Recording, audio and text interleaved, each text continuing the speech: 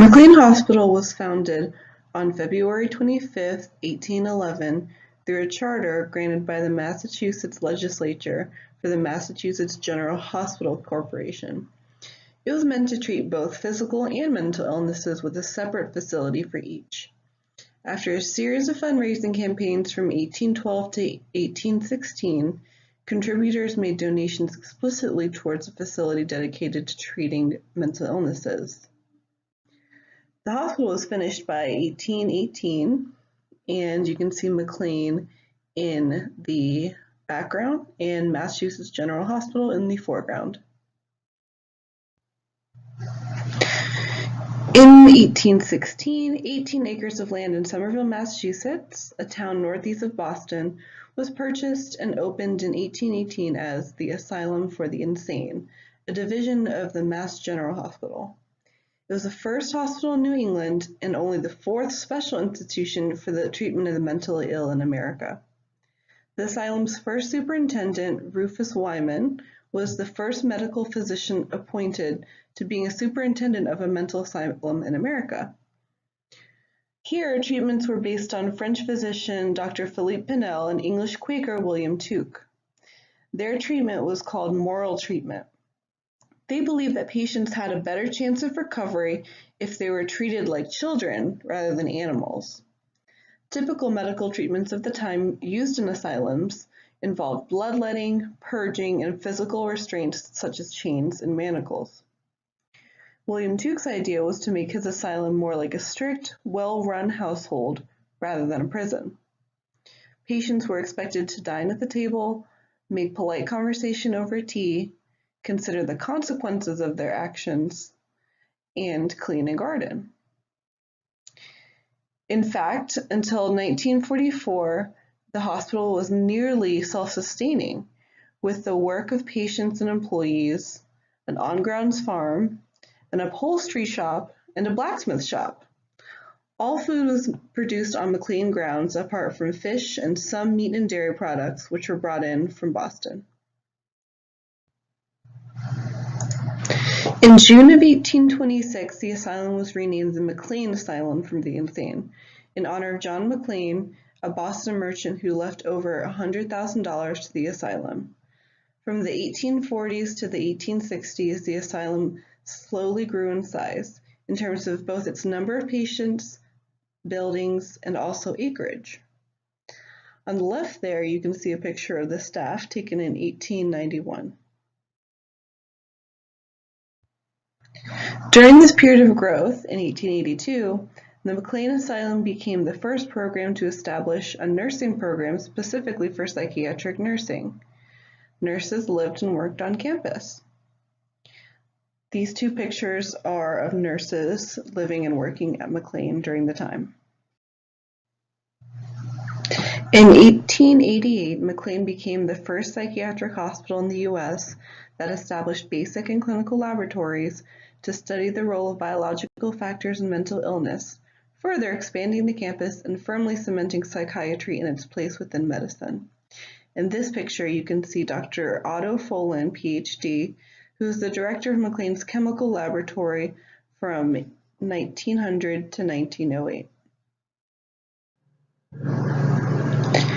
From 1872 through 1874, the asylum's trustee committee commissioned landscape architect Frederick Law Olmsted to conduct site surveys and to report on a suitable site for the building of a new asylum due to the rapid growth of the hospital.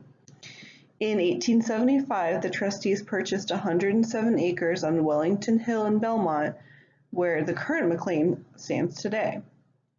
In 1892, the McLean Asylum was renamed the McLean Hospital, quote, in recognition of the present broader views upon the subject of the insane and its treatment, unquote. In that same year, construction began at the Belmont site. In April 1895, the first patients, along with the research labs and the nursing program, were transferred from the asylum in Somerville to the new hospital in Belmont. Exactly 77 years from the date of the opening of the original asylum, the new McLean Hospital opened on October 1st, 1895. This new campus featured fancier amenities such as carriage rides, games, concerts, and painting classes. It also featured 2 gymnasiums, one for each gender, that were used for physical exercise and social interaction. Nurses were trained in massage. Hydrotherapy treatment, which included steam rooms and shower units, were used to help pacify patients. Patients in McLean seemed to have a higher standard of living than most other people during this time. Socialite Clover Adams wrote sarcastically in the late 1800s, "The insane asylum seems to be the goal of every good and conscientious Bostonian." The superintendent of the time, Dr. Edward Cowles, pushed for the idea that the campus should be developed and constructed according to a cottage plan, which called for a number of cottages where individual patients received care, which surrounded a large administration building. This accounted for the original moral treatment framework while also allowing for more modern, targeted treatments for patients who were diagnosed with different diagnoses. This plan is still in place today, with cottages and inpatient units separated by diagnoses. There are several residential settings from the 1900s that are still in operation today. For example, Appleton House is a long-term residential facility for adults with schizophrenia or bipolar disorder. Newer residences include the Gunderson Residence for women with borderline and other personality disorders. The Klarman Center is for patients with eating disorders. And Knockegg is for patients with addiction and psychiatric illnesses. In addition to longer-term residential settings, there are also more traditional inpatient settings. For example, North Belknap is for patients with schizophrenia or bipolar disorder who are undergoing acute crises. Proctor 1 is a detoxification center for patients with addictions who are undergoing acute withdrawal.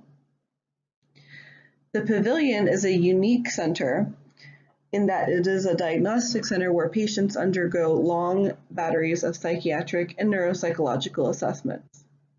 Amenities at the Pavilion include a flat screen TV in each room, Wi-Fi, on-campus fitness center, personal fitness trainer, and personal chefs who prepare individual meals for each patient. The current cost for a 14-day stay at the Pavilion is $58,100, which is a reflection of the glamorous McLean from the past. Last, there are outpatient services such as the LEADER program for active military, police, and first responders with trauma and addiction issues. There are also outpatient services for patients with treatment-resistant depression, such as electroconvulsive therapy, which has been delivered to patients since the 1930s, and a newer transcranial magnetic stimulation. Today, McLean annually admits more than 9,000 children and adults to inpatient, outpatient, and residential levels of care. It has been the subject of several books and movies. For example, Sylvia Plath's novel, The Bell Jar, was written about Plath's time at McLean and her ongoing struggles with depression and suicidal ideation in that setting. Girl Interrupted, which was a novel that was adapted into a movie, is about a girl's experience with borderline personality disorder and her treatment at McLean.